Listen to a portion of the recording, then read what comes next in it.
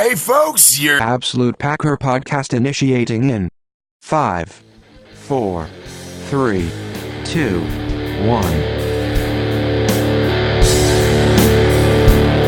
So let me know when you're recording and Oh, I've been recording for about 20 minutes. we can edit that little part. Okay. So hello, Absolute Packer podcast fans, and welcome to, this is a little different episode of the Absolute Packer podcast. Today we have a special interview and a guest.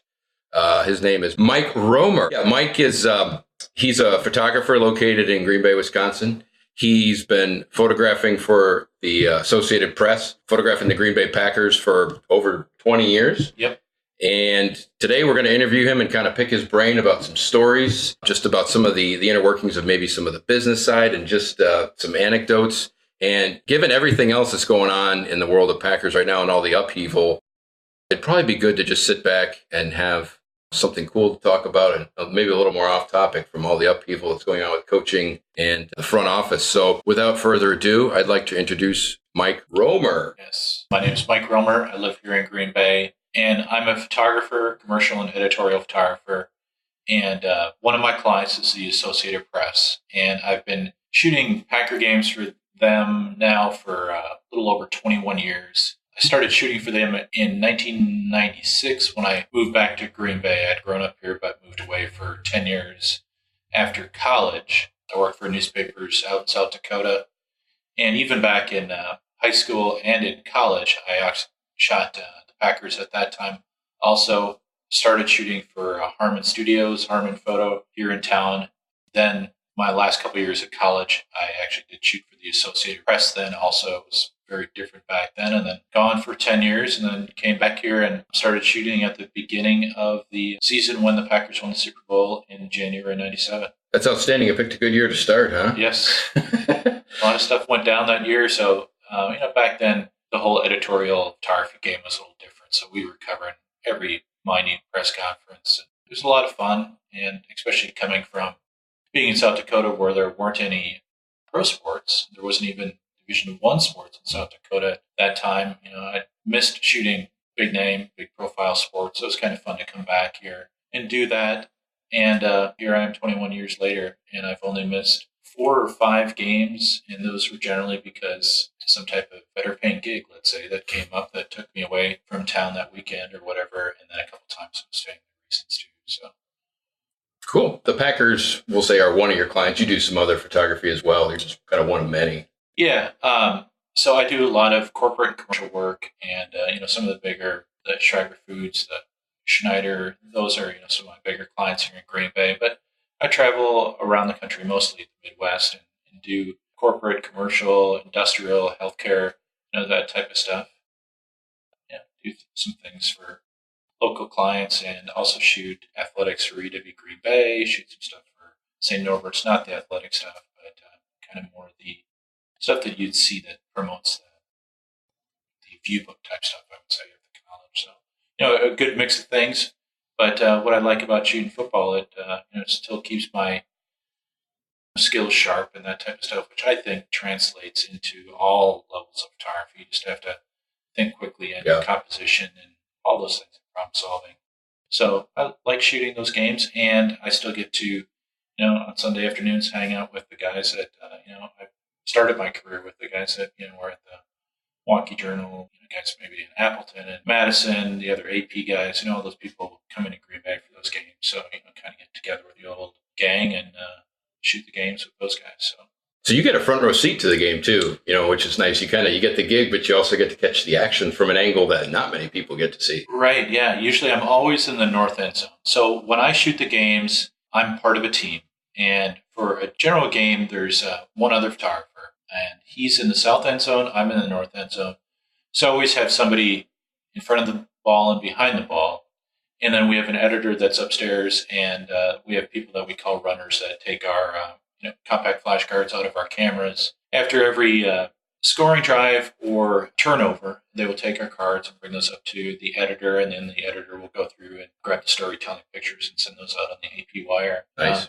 I'm in the north end zone, and I can shoot pretty much any spot on the field. Even if there's a scoring drive that is in the south end zone, with the gear I have today, I can shoot it in that end zone. And sometimes the view from that side might be better than what you're getting in the south end zone, especially if the players turn back towards the quarterback and they're making that catch in that direction. You may have a better shot there. Cool. I was down on the sidelines one time for the first 5 minutes of the game or whatever. My dad happened to have a ticket, and I got down there. And even just during the warm-ups, what's crazy to me about, and this is any sport, not just football, but what's crazy to me is the speed that these guys are going, the closer you get, is insane. Even a basketball game, UWGB game, stuff like that. If you're sitting up, kind of high, you're like, this is slow. You get right down there, they are flying. So I could imagine when you're down right in the end zone or right on the edge of, the actual between the lines, those guys are moving. And it's kind of good, bad, I don't know. But I seem to take all that stuff for granted now. I've been down there for 20 years.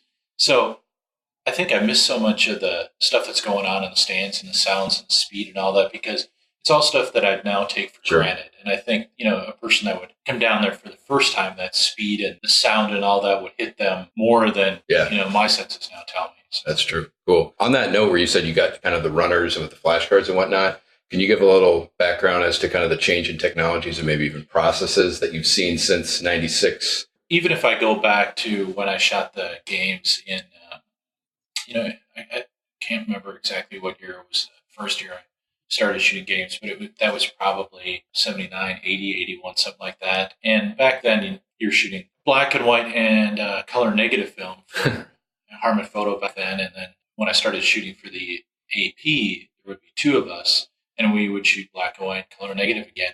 And back then, the Packers weren't one of the great teams back then, so there maybe wasn't as much of attention. But you'd probably send out, 6 or 7 black and white pictures from a game. Okay. And if it was a big game, AP would request like a color photo, and that was a big thing. Wow. And it took, you'd have to process the film to make a print, and then you put it on this drum scanner, and it would take 24 minutes to send one of those pictures. Now it takes us seconds to send a color picture once you've downloaded your cards and it's been captioned and that. So that whole speed of the way we can get things out has really, speeded up. But then when I came back here in 96, obviously there's a lot more attention on the Packers then. And then we had a darkroom at Lambeau, the AP darkroom. Cool. And we would process the film for all the AP members. So if you were the Detroit press that was coming here, you would have AP process your negatives, your film, and then you would scan those in and send them out. So we were processing 300-400 rolls of film per game. And there would be specific people that we had that were lab type people, but then the photographers, there was 4 of us at that time. And you would shoot for a quarter, and then you would pick up everybody's film, and you'd go in and you'd help process that film. So that was, it's what you had to do back then. But then when digital came full on in 2002 or so, then we, shut down the darkroom. I always hated when you shot the games and you were out there like every other quarter, you could never really get a feel for the game and the flow of the game. Now you're more in the zone and more know what's going on. And so I enjoy being out there for the full length of the game. Well, it sounds like in the early days, you'd take maybe a few dozen photos, and then in the 90s, you're taking thousands. And what do you do now? In the early, that 96, 97, 98 type era, you would probably shoot 10, 12 rolls of film, so 36 exposures. So you're shooting 500-600 frames, where now you're shooting 2,000-3,000 frames. But, the cameras shoot at a higher frame rate. And plus, now we're out there shooting the key players. If they're out there warming up 2 hours before the game, before they get their uniform on even, we're out there shooting that. Then we're out there trying to get the key players again when they get out there 15 minutes before the game, they're in uniform. And we're just doing all these isolation shots and just shooting a ton more variety of photos. So yeah, now you're shooting 2,000-3,000 pictures. And you don't even think about it. It's even kind of weird. You'll look at your compact flash card. Maybe it says, you've got 70 frames left. And you're like, gosh, I should probably switch that out because what if a big play happens? And I think, back in the day, you would look at like, okay, I've got a fresh roll of film in there. I've got 36 frames. Everything's relative, right? And now it's like 36 frames. You'd panic because you don't have much left. Going back to the, the development days, did you ever purposely under or overexpose competitive photographers' shots? I didn't. Oh, well, that disappoints me. No, I'm just kidding. That's cool. So are there any funny anecdotal stories or, just particular little things you could share, whether they're humorous or not, about a shot or a certain occurrence or anything like that? Did you ever get any pictures of Favre taking Vicodin? I did not. Ah, You know, we always called it kind of the Favre cam back then because somebody always had to stay on Brett after every celebration because you never knew what to expect from that guy. It was always the Favre cam. You had to stay on him where Aaron's not quite as animated. Yeah. Let's hope both their careers don't end the same in Green Bay. Right. Get off that note there. So as a little interesting tidbit, you had mentioned that your father, he worked for the Press Gazette as a photographer back in the day, and there's a very interesting story that I'm sure you know where I'm kind of heading with that. If you want to share some of that. 50 years ago, just a couple days ago, he was one of the photographers that shot the Ice Bowl. So my dad, he worked for the Press Gazette for his entire career. He was a military photographer, then moved back to the area and worked for the Press Gazette. So he was one of the guys that was down there when Bart Starr went over the line to win the game in the Ice Bowl. And he was one of the few photographers that got that shot because, you know, cameras back then didn't operate in the cold as well as cameras do today. So cameras were, you know, seizing up, your film was breaking, all those type of things. He was one of the few people that still had a camera that was working. And he tells me that he had a little, like a normal lens or something like that was underneath his jacket and was able to grab that, you know, just be for that touchdown drive when Bart went over the line. So he's one of the few people that has that shot. The shot that most people see is the one that was taken by the Packer photographer, but he's got kind of the other one that people see. I could tell a humorous cat story. Awesome. So I saw him coming in, and I'm like, "What the hell is this?" Back in, well, first of all, I'm allergic to cats, so we won't go much longer than a half hour. I'll seize up on that. Sorry. But in my newspaper days, I had to shoot a picture of a tiger getting a CAT scan at a zoo. Oh, my God. Oh, wow. Because they were trying to see if the tiger, they thought it might have some like hip issues, and they wanted to see all that. And I never associated with, I'm allergic to cats, I'm going to be really, really, really allergic to a tiger. And so I'm in this, you know, operating room or medical room at the zoo, and there's this huge, you know, tiger sprawled out in front of me, and they're doing stuff to it. And it, you know, it was like I was in a room with 100 cats. So I shot a few pictures and then I had to get out of there before I would have shut down. So. Yeah, these cats. I'll make it through this interview. Yeah, apparently my cats became self-aware. They broke through the door on the hinge. Goofy, but anyway, I apologize for that. That's okay. Going back to the Ice Bowl. So the shot. I don't know if you'd mentioned this in detail, but the shot that your dad got was. Correct me if I'm wrong, but the play, it's the sneak behind Jerry Kramer, which is, from what I understand, that play is, you know, is so famous on all accounts that it is called the play. Like, that is how famous it got. So your dad got that particular shot. Right. You know, is that the shot you see in the stills? No, the one that most people, I mean, some people will see that one and they're all over the place, that frame. But the one most people see is the one that the Packer photographer shot. Okay. And a lot of people always, you know, they know the name, the Beaver family and Vern Beaver. Mm-hmm. And Vern was, you know, the Packer photographer forever. And just a couple of years ago, the Beavers are no longer involved in the photography there because Vern passed away probably 10 years ago. And his son, Jim, took it over and he was the Packer photographer up until a couple of years ago. And he retired. There was another son, his name was John, and John went on and was one of Sports Illustrated main football photographers. And John is one of the, there's like 3 or 4 photographers that have shot every Super Bowl, and he's still on that streak, so I think he'll be shooting the Super Bowl this year. But everyone thinks that Vern shot that picture for the Packers of Bart going over the line, but 15-year-old John Beaver was helping his dad out that day, and before that play, Vern said, I'll stay on Vince, you go into the end zone. So at 15 years old, John got that famous picture. So. Nice. I mean, I love, you know, history in general, whether it's about sports or just whatever. So these little stories, you know, the stories within the stories, they always fascinate me. That's really cool getting into that. So your most favorite Packers shot that you've taken that you're proud of? Probably my favorite shot, the shot that got the most attention, was in about 2012. Was when Donald Driver scored his last touchdown at Lambeau Field. And he did a Lambeau leap, and it was the north end zone, so I was there, and I got a shot of him making this great eye connection, his tongue sticking out, and it was a great shot, and I knew it was a good shot immediately. Well, actually, I didn't know it was a good shot immediately because I wasn't even looking through the camera. You know, he's higher up than my eye line when that happens, so it's kind of a Hail Mary shot. You're raising the camera above your head, and you're just kind of pointing in that direction. You're getting pushed and shoved by security and other photographers and all that. And I kind of got pushed a little bit to the side by another photographer, and not that the guy was being mean to me or anything, but as you're all going in, you get pushed. Sure. So I was probably a little bit not square on, and I was a little bit of an angle in on him, which gave this better angle in on Donald Driver's face as he was making this great eye connection, his tongue sticking out. And Sports Illustrated that week, they used that as a 2-page spread in the magazine. Nice. The NFL has the top football pictures of the week and it was that.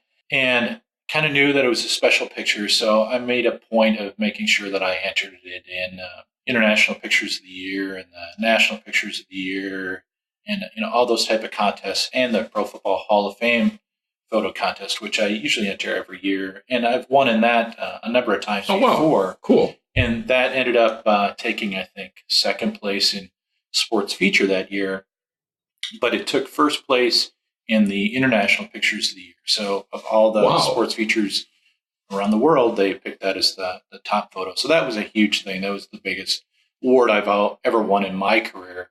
Nice. And it also took first place in the domestic in the National Press Photography Association for their sports feature category. Then in the Wisconsin category, took an honorable mention. So, it took first place in the nation, first place nationally, and then an honorable mention. Cool. That's a great story. State-wise, with photography is subjective. So, and maybe, not really. That's such a great shot.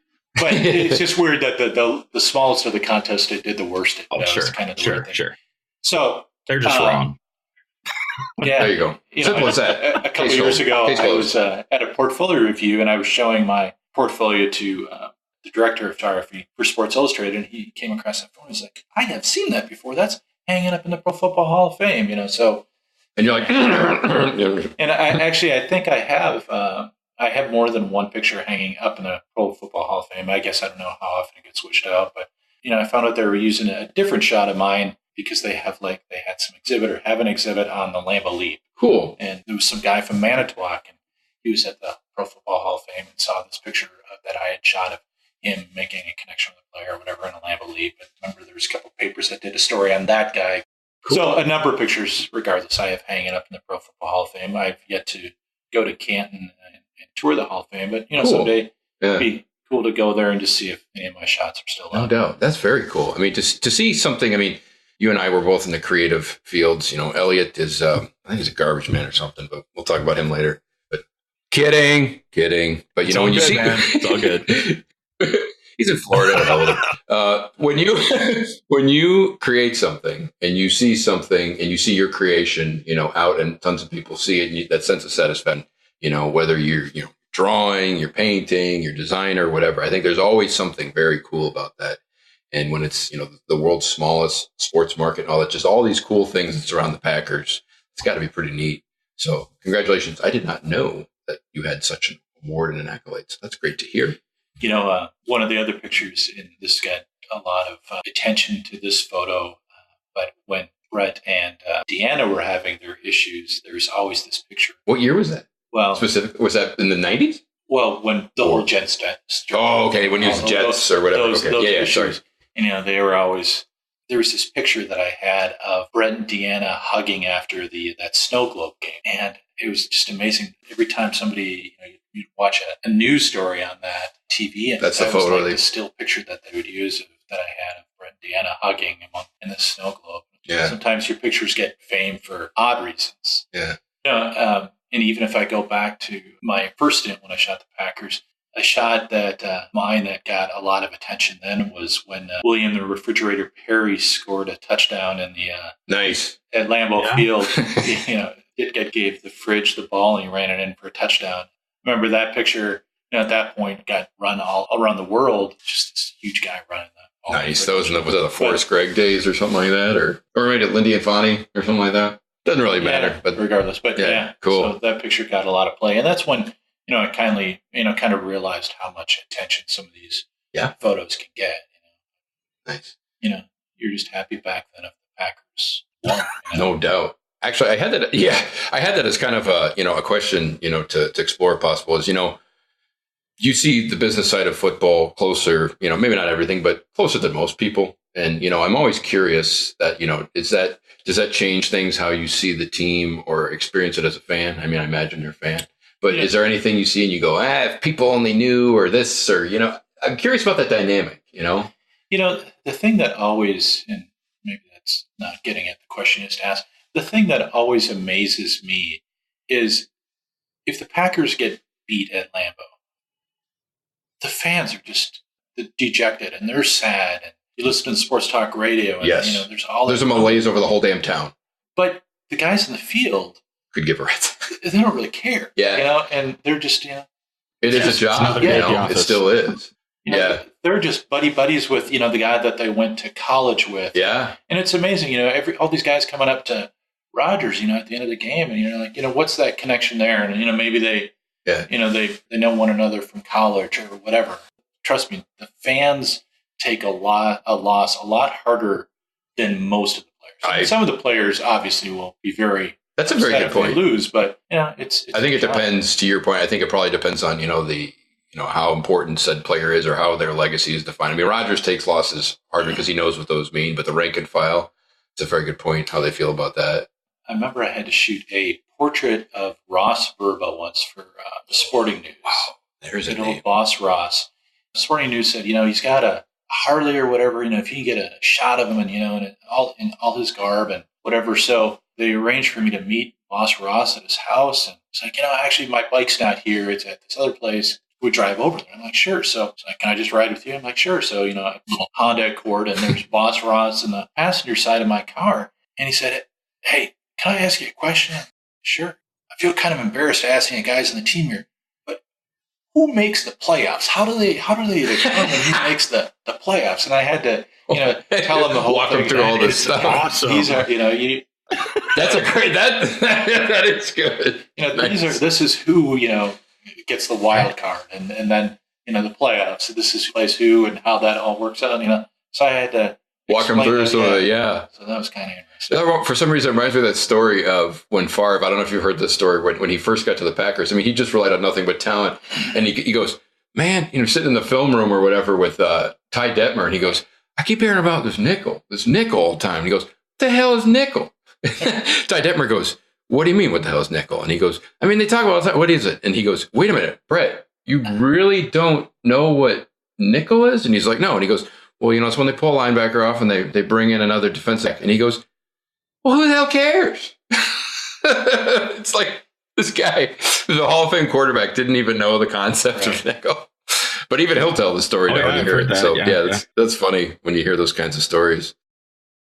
That's some really cool stuff. So, one of the things that we, people always ask me, what kind of gear do I have down there and stuff like that. And I can kind of, go over that a little bit. But, when I go to a game, I have 3 cameras with me. And the majority of the photos, probably 95% of the shots, are all taken with my main camera, which that has the long telephoto zoom. It's actually a Canon 200 to 400 with a built-in 1.4 converter. And I can shoot just about any spot on the field, except I can't shoot that stuff that happens 10 yards in front of me. So that's when I have my secondary camera, which has got a 7200 zoom on it.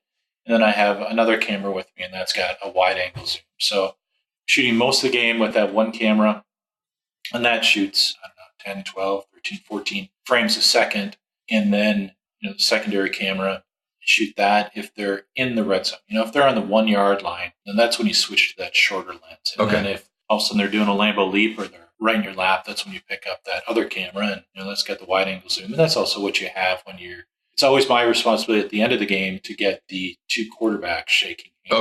Okay. So that's when you're shoved in there and you got to shoot as wide as you can. So that's the gear that I have with me. And actually, Lambeau's a great stadium to shoot at, even at night. It's one of the brightest stadiums now. Nice. When I started shooting again in the 90s, Lambeau and New England were the 2 darkest stadiums. Yeah, that was before they did the renovation. It was just a tin can kind of thing, right? It was just a pit, and you really couldn't shoot from the end zones in because all the lights were on the sides. So you couldn't shoot from the end zones at night game. So it's almost easier to shoot a night game now because it's more consistent light. Nice. Where, especially when you get some of those shadows coming across the field now, it can be a little funky, but a lot better than it used to be. No doubt.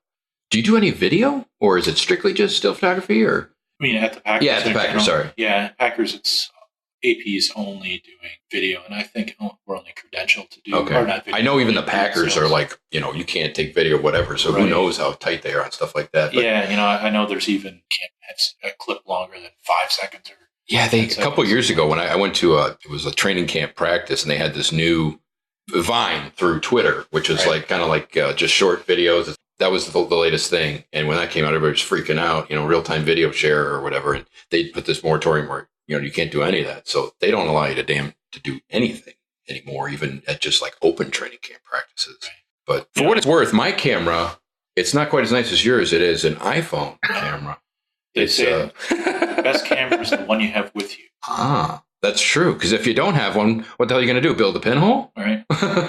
I did kind of want to ask that. So for somebody who's a fan up in the stands and they have their cell phone camera, do you have like just one kernel of advice that you could give them? They make little snap-on kind of thing. Yeah, there you go. That's advice too. Have you seen those though, where you can get they're not really bolt-on, but kind of like a quasi some kind of lens, but this is unrelated, but related to the iPhones. I heard somebody say the other day, did you notice that how many less Loch Ness Monster and Bigfoot sightings there are now that everybody has a camera with them? Nice. That's a good point. People would have these, blurry shots of the Loch Ness Monster, when one person in a village had a camera. Now everybody has a camera and no one's seen the Loch Ness Monster again. Oh, man. So. There's no monsters. There's no supernatural event anymore. This damn technology is taking away everything. Right. No, that's cool. I can't thank you enough for popping by and doing this and sharing some of the knowledge and just some of the bits about that.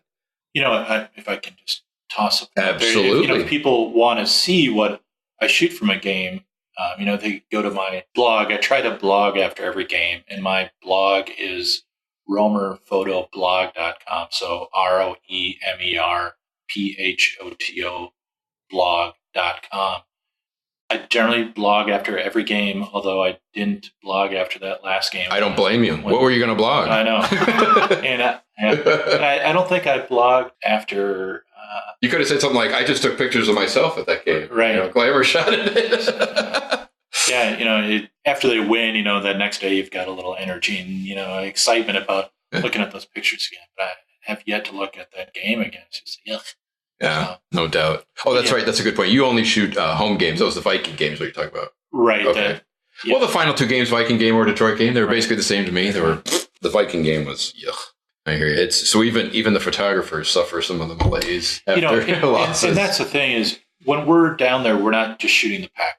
As the AP, you're shooting both teams. Okay. So that's a good point. I think growing up in Green Bay and living here, you still obviously are pulling for the Packers, or maybe not obviously, but you have to still shoot it from both sides. You got to be as objective as you can. The jubilation of the visiting team if they win and those type of things. Yeah, you don't want to turn in the photos and be like, "There's not a single picture of the other team here, Mike. What's going on?" He goes, "Yeah, but I got 58,000 shots of Mike on the sidelines." Right. It's true. You still got a job to do. But yeah, by all means, listeners, everybody should check out some of Mike's work.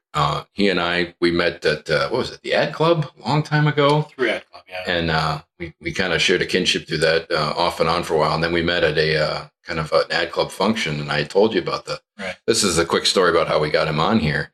And I said, we're doing the podcast, blah, blah. And he kind of nudged me and said, do you need a guest to come on and talk about something? And I kept talking about something. And then he nudged me again. He goes, I'd like to get on there. And I'm like, that's a great idea. Wait. So he had to ask you, Andy. That is ridiculous. I'm dumb. I'm stupid. I'm very dumb. It's funny. It's like I like to think of myself as being pretty personable and pretty knowing what's going on. But apparently, there are some times where I can brain fart it pretty bad. It just made perfect sense. It's like, hey, what if it was a guy that shot the Packers? I'm like, you know somebody? Let's get him. So it did. I can be a little obtuse, I guess, at times, using one of my favorite words. But no, this has been fantastic. I appreciate you coming on and sharing this stuff. And yes, so when we post this interview out there, we're going to post a link to your work, and hopefully people can get out there and see that. And if people want to see that Donald Driver shot, that's on my regular website, which you'll have a link to. Nice. Nice. But yeah. Cool. Yeah, and there was a great one where Aaron Rodgers was chasing down somebody on the Seahawks. That one's great. I love his facial expression there.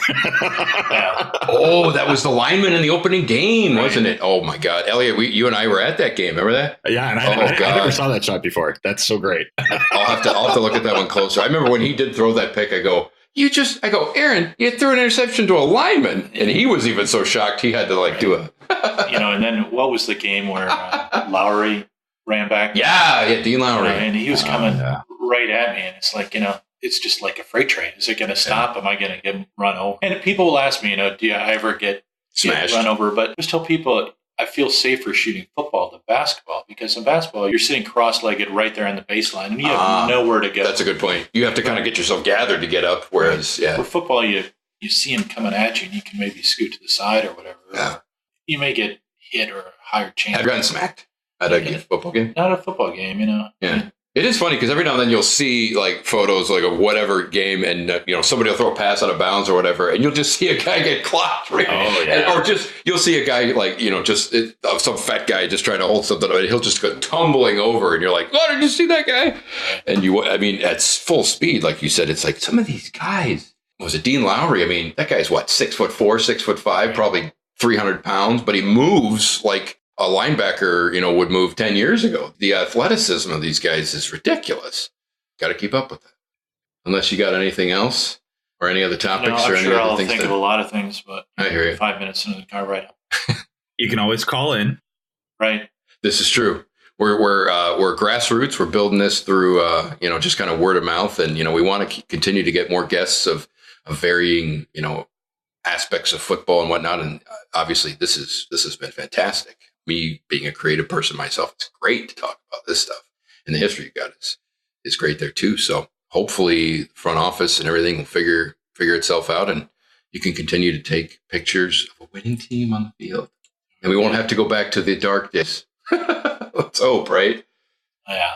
What's rumor? What's leak? And it's for the Packers, who have been this bastion of continuity for the better part of 12 years. You're like, this is how the other teams are. This is how the Browns function, not the Packers. So it's odd to see. So it's exciting, but it's weird too. I always wonder how, these guys have worked there for, a dozen years. Mm-hmm.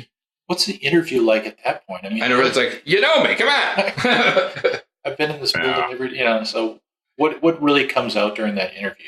That's a good question. But you remember when the Packers hired Mike Sherman?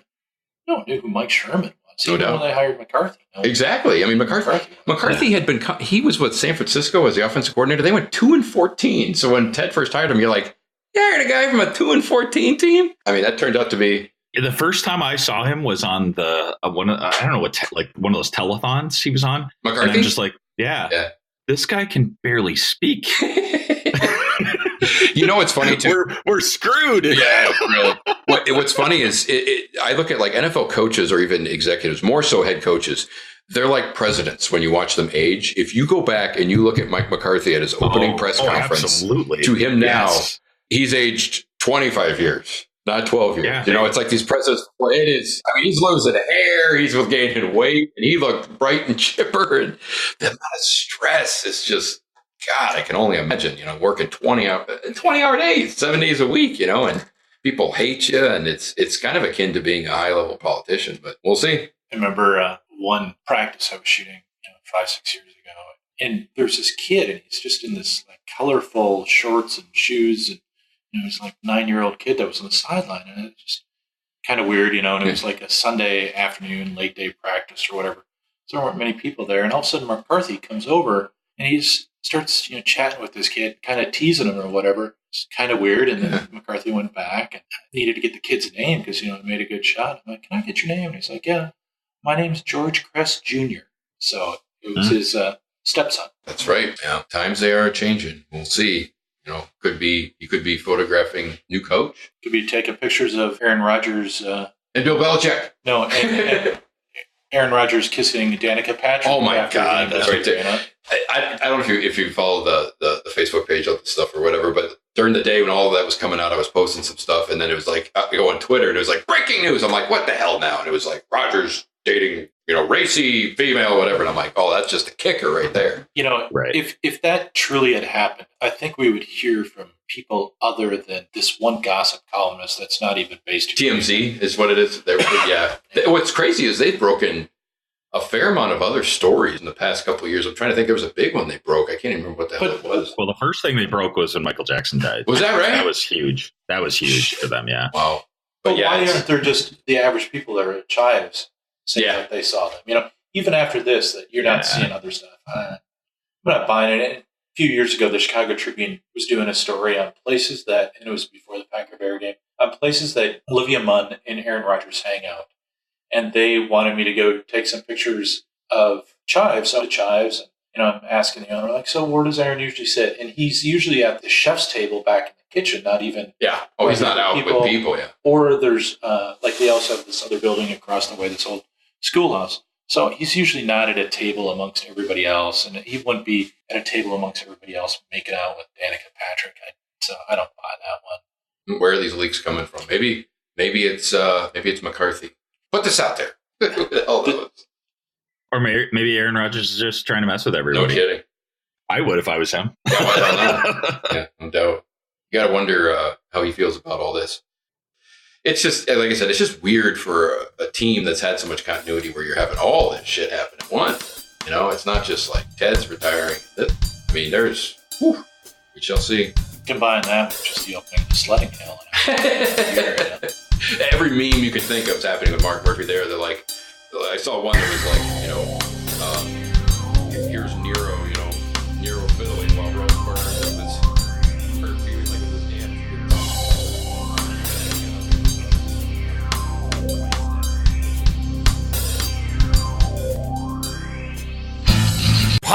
Podcast. Chair. I know, right?